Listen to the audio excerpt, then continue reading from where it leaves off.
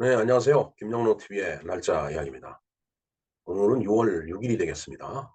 자, 6월 6일은 여러분들 너무나도 잘 아시는 현충일이죠. 나라를 위해서 희생된 그 호국 영령들을 비는 그런 날이 되겠습니다.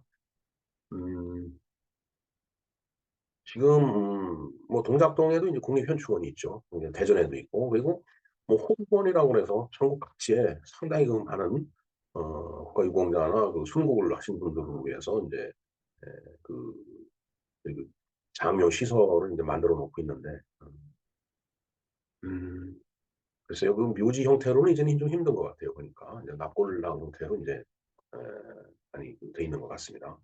예, 사실 뭐 개인적으로는 이제 저희 아버지께서 사실은 그 이제 국가유공자이기 때문에 무공수운자죠.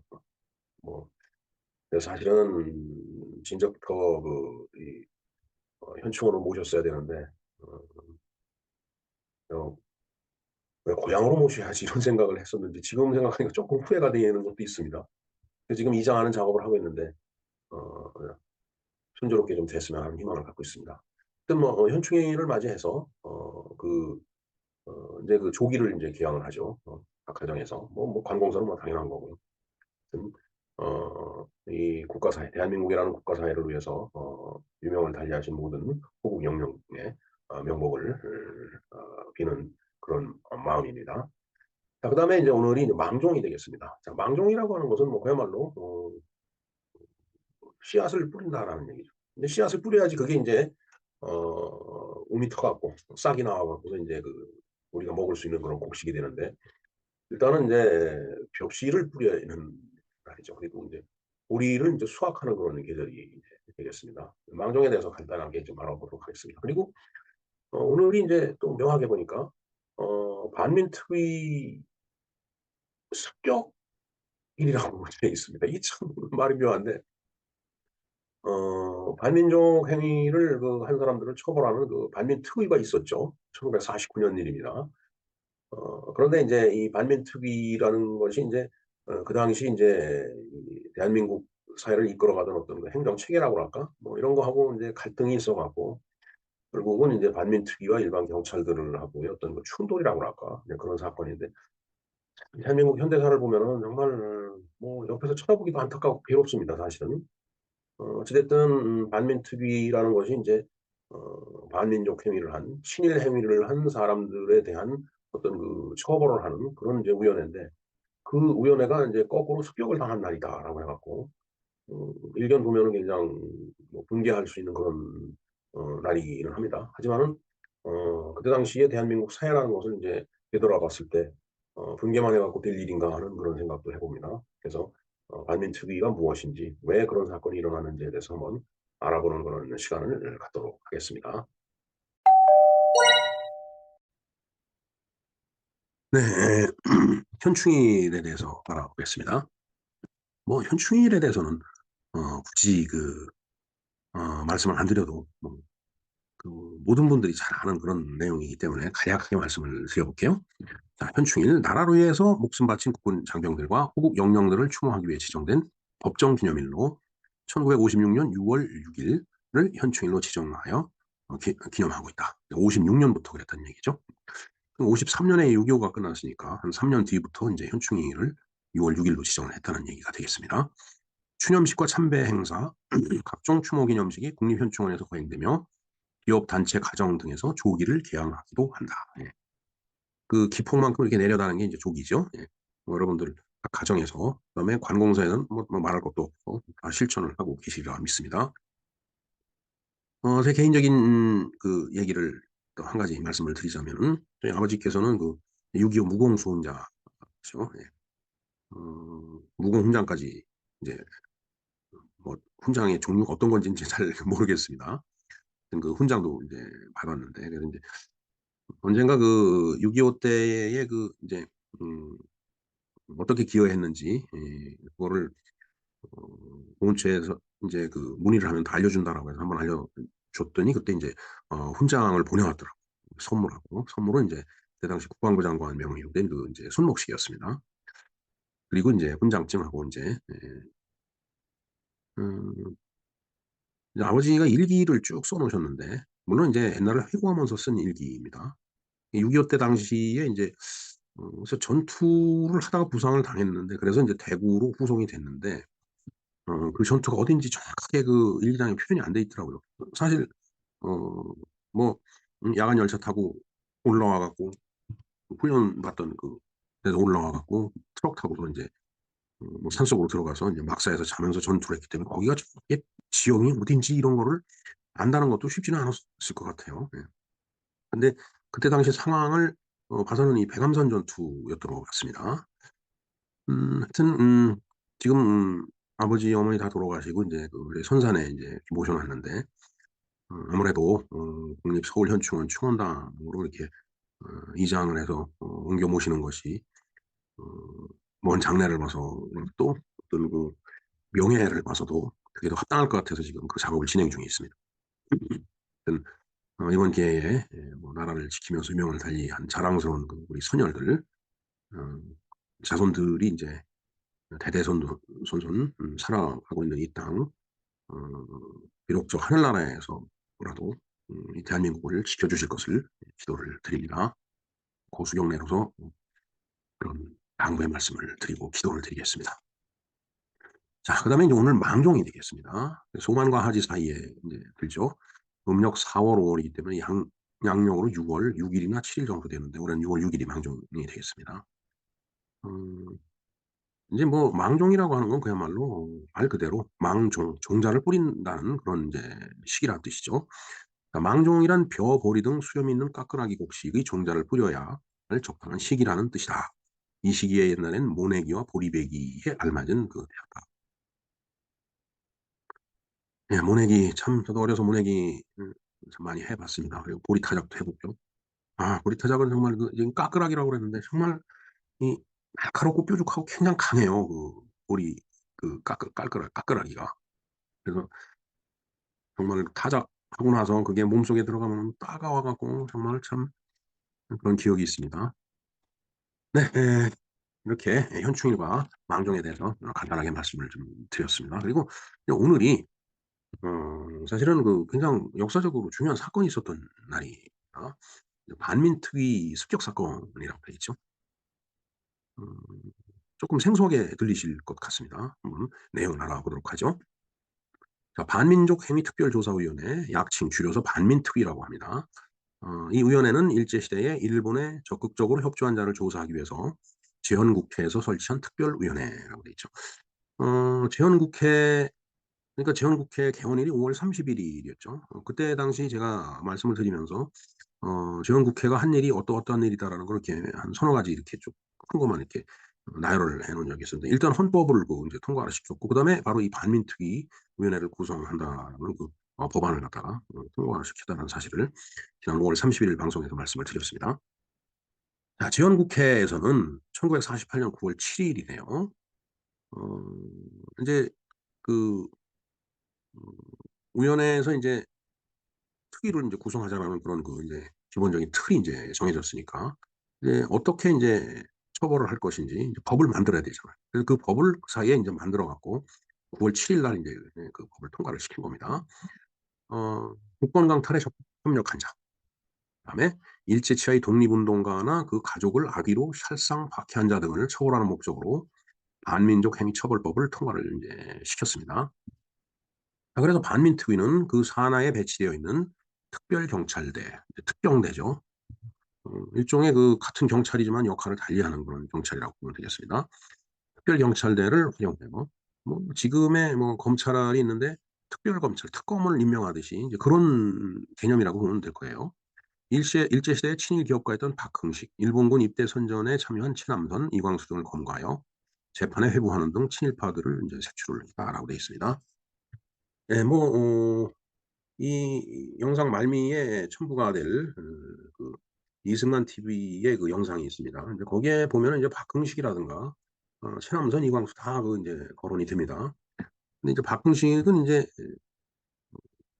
화신백화점을 인제 일으켰던 사람이죠. 대한민국의 갑부죠. 그러니까 돈을 많이 벌었기 때문에 조선 총독부에서 인제 일제 말기로 막 가니까 음 일본 본토에서 인제 비행기 같은 것을 어 제작 생산을 하려고 하다 보니까 뭐 미군이 자꾸 폭격을 하잖아요. 그러니까 인제 그 생산 기지를 인제 조선으로 옮겨온 거예요.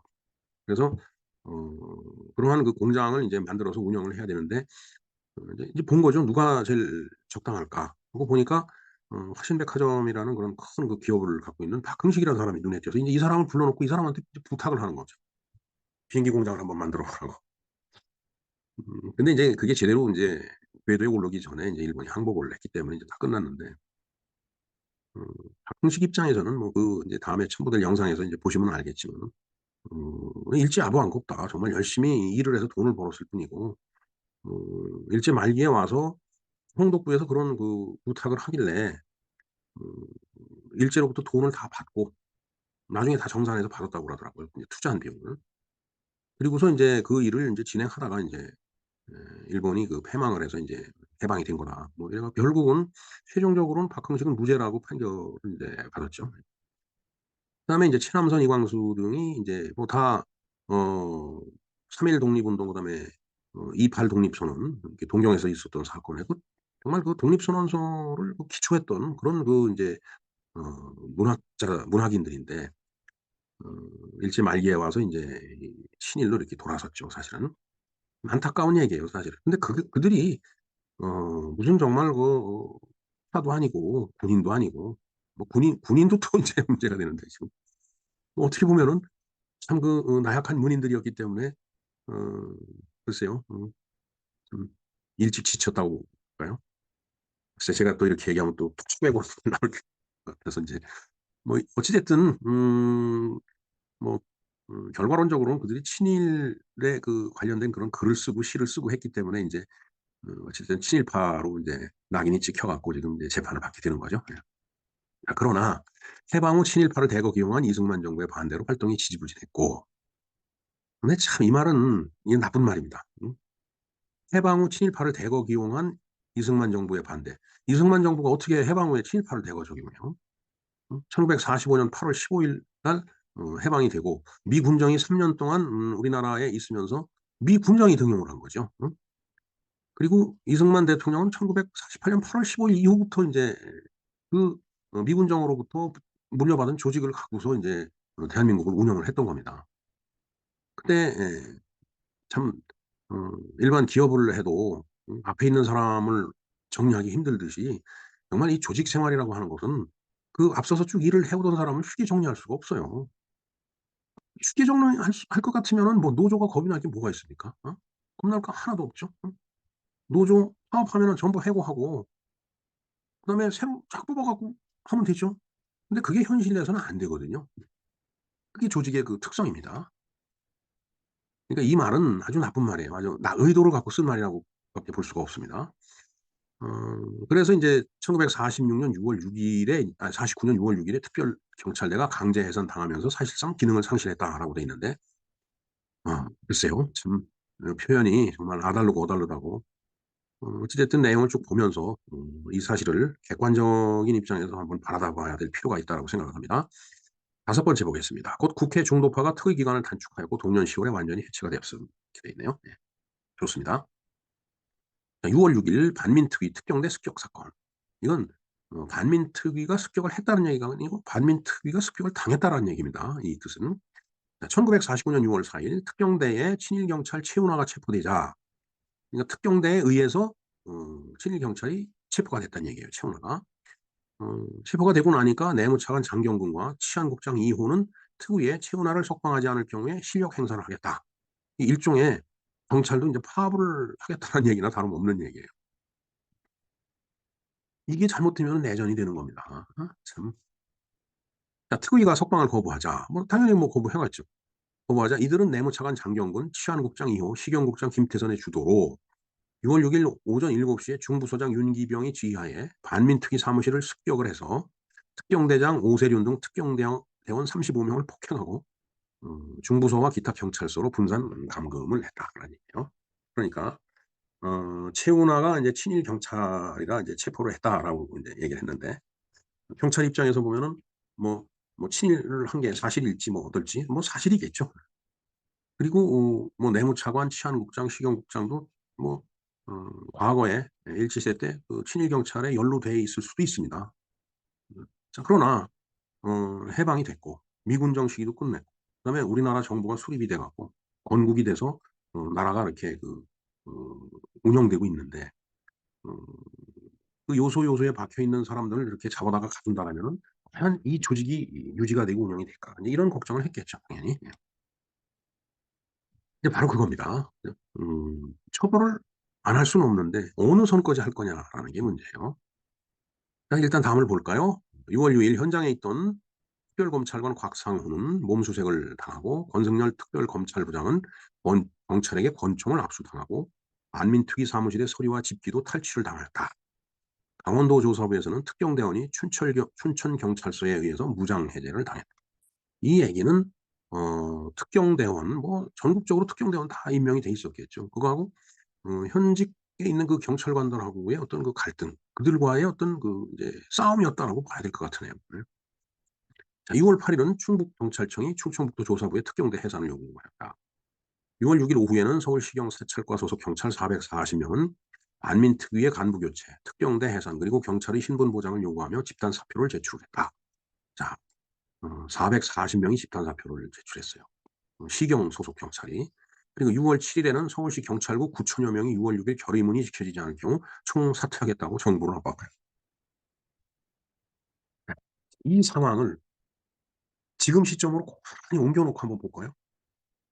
그럼 대통령 입장에서 어떻게 해야 될까요 이거?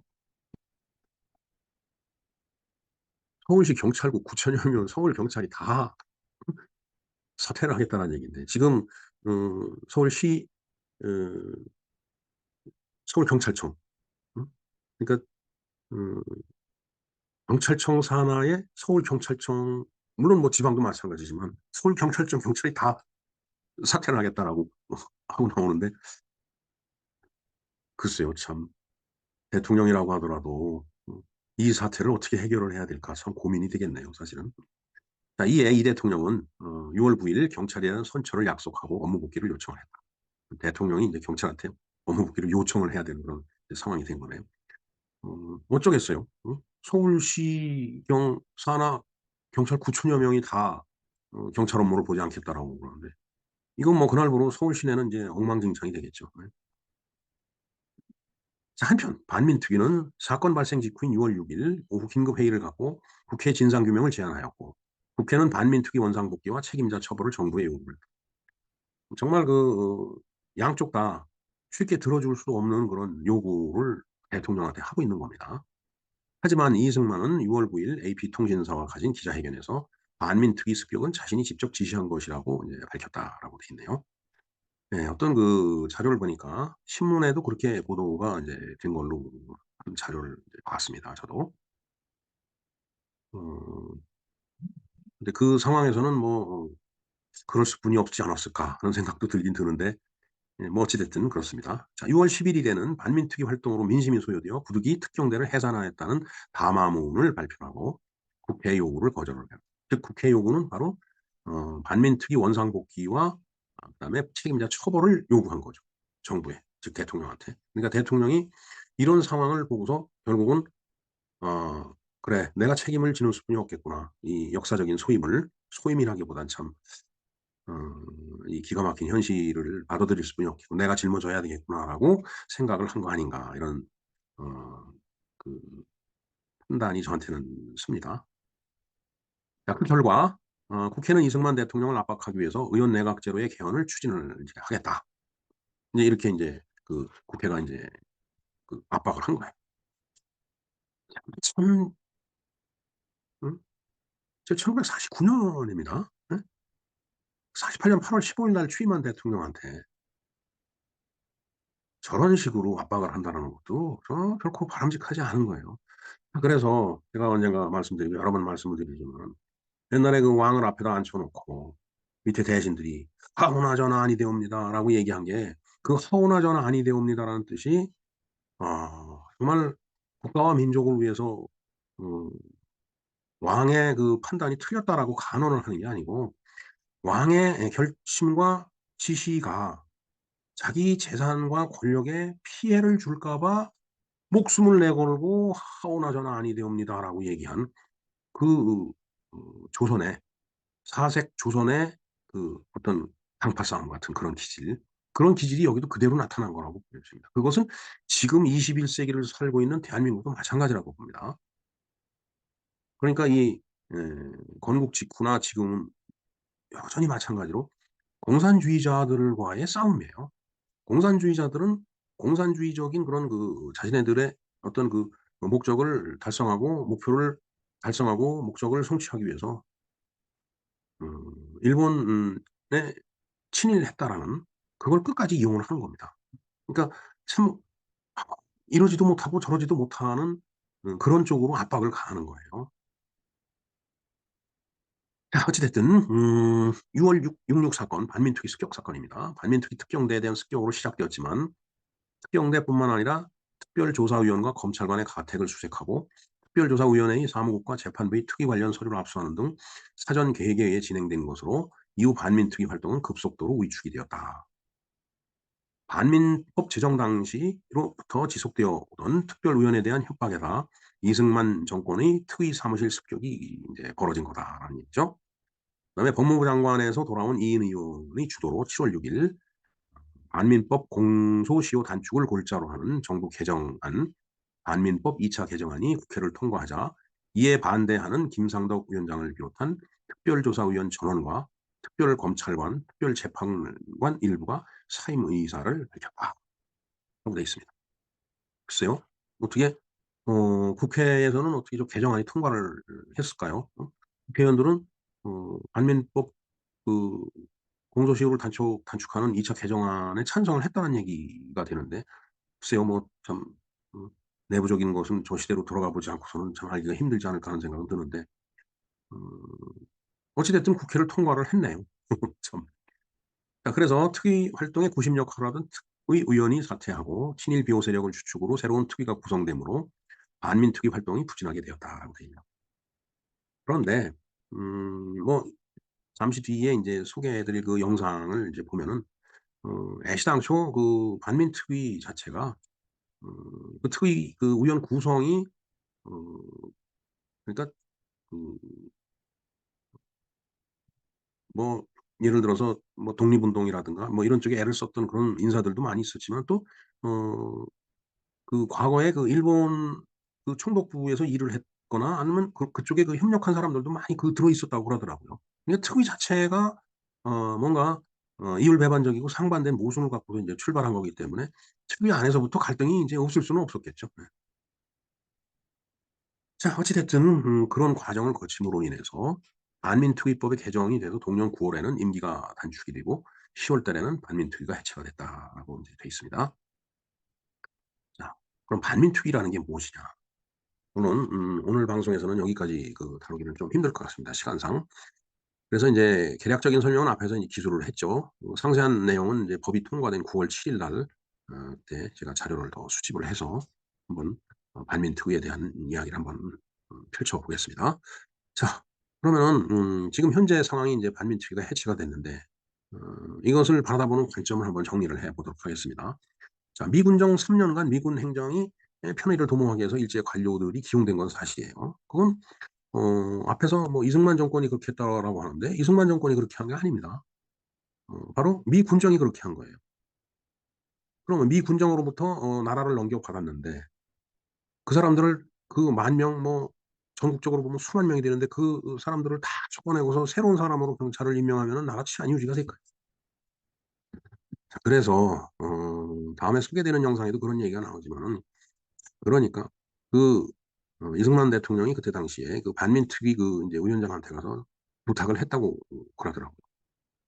너무 엄격한 잣대를 들이대고서 반민특위 반민족 행위자를 처벌하지 말고 음 좀 이렇게 물 흘러가듯이 부드럽게 응?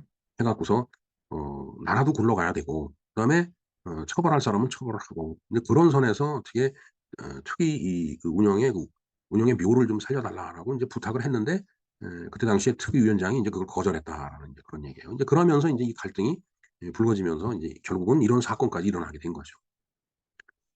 음 특경대의 역할이라는 것은 뭐 당연히 반민특위니까 반민족 행위자들을 인제 속건해서 처벌을 하려고 하겠죠. 뭐 미주알 고주알 뭐 세세한 것까지 다 들춰냈을 겁니다. 근데 그렇게 하다 보니까 나라가 운영이 안 되는 거예요. 1947년 8월 15일 날 건국을 했는데 1 년도 채 안 돼 갖고서 뭐 막 인제, 근데 인제 문제는 저 안에는 엄청난 공산주의 세력이 들어가 있었다라고 볼 수뿐이 없습니다 지금. 그런 그 개연성이 충분하죠. 그렇기 때문에 인제 나라의 국정을 책임진 대통령으로서는 이러지도 못하고 저러지도 못하다 어떤 결심을 한 것이 바로 '아 특위를 해체를 해야 되겠구나.' 이런 생각을 하지 않았을까. 그래서 인제 그 AP통신인가 그게 기자회견하면서 인제 그렇게 얘기를 인제 했죠. 그러니까 그게 인제 신문에도 그렇게 보도가 인제 된 거고 자료도 그렇게 남아 있을 거라고 보여집니다.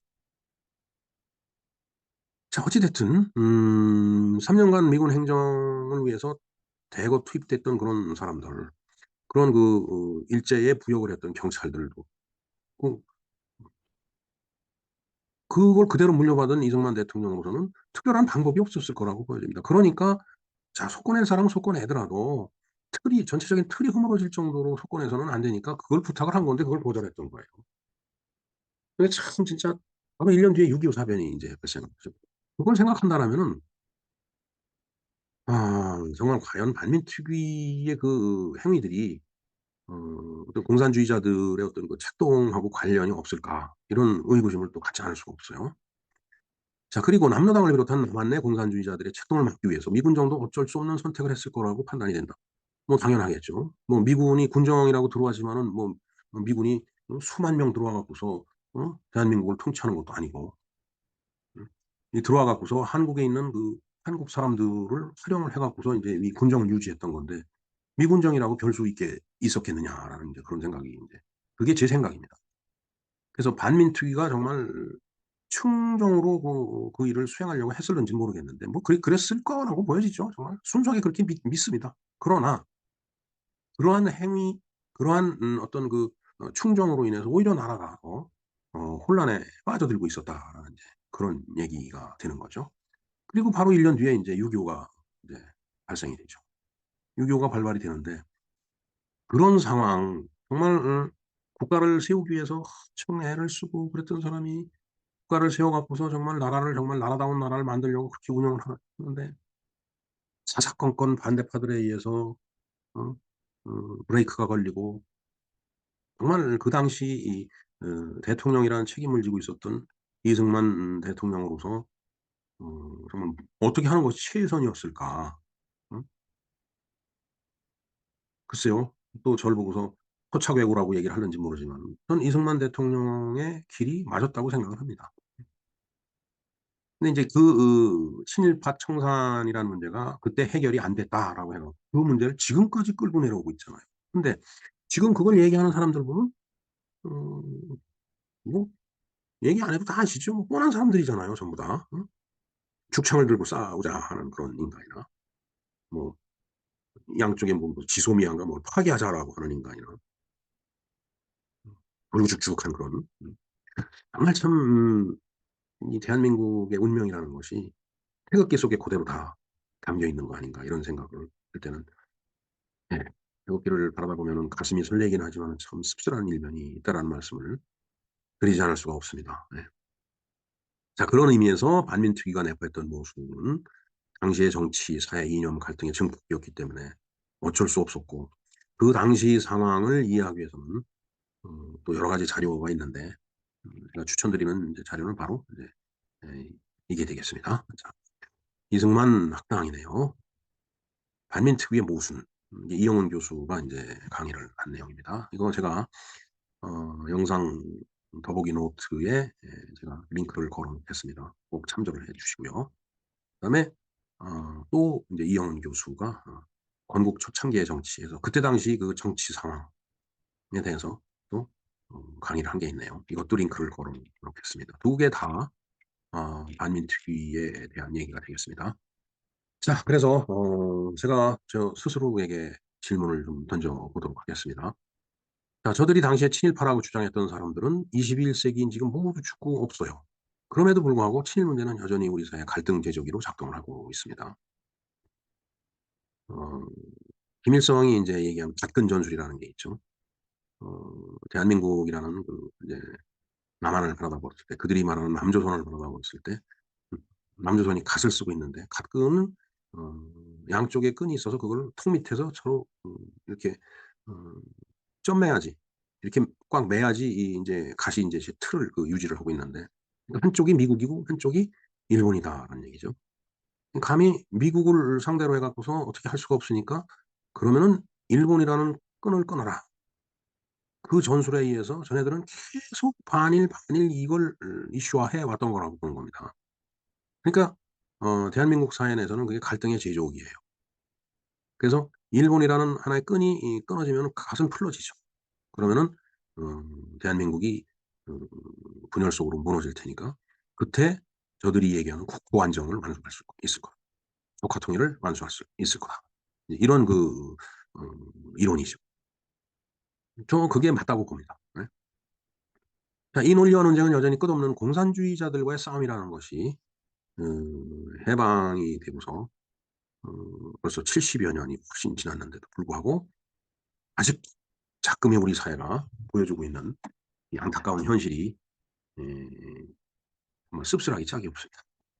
자, 반민초별 행위의 결과 2차 대전 시에 나치에 침략당했던 프랑스와 비교를 자꾸 하거든요. 왜? "프랑스는 다 처리를 했다." 이거예요.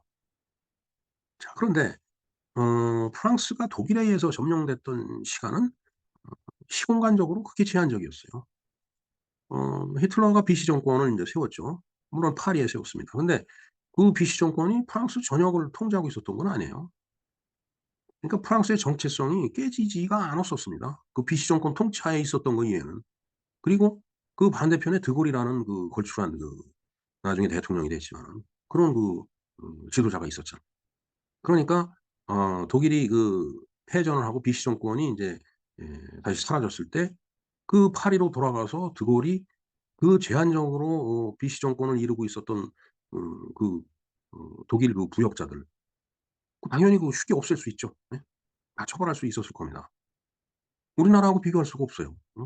36년 통감 시절까지 포함하면 40년 그리고 그 이전에 일본이 압박해 오던 시절을 생각하면 50 년, 60년 가까이 이 정말 찌들고 찌들었던 이 조선 이 대한민국 이 나라의 상황과 어떻게 프랑스하고 비교를 하느냐 이거예요.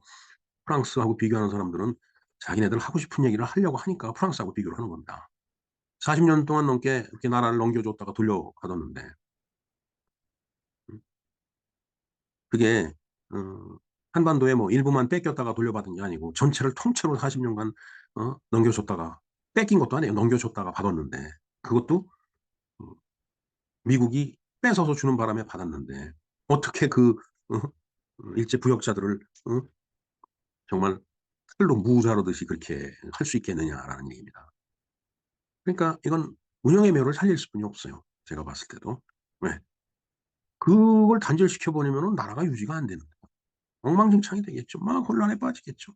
그럼 바로 1년 뒤에 6.25가 일어났는데 아마 참 뭐 그러지 않아도 파죽지세로 밀고 내려왔지만은 정말 그때 잘못했으면은 또 대한민국이 지도상에서 사라졌을는지도 모르겠습니다. 어찌 됐든 한반도는 자유민주주의 세력과 공산주의 세력의 전투장이 되어 버렸죠. 네.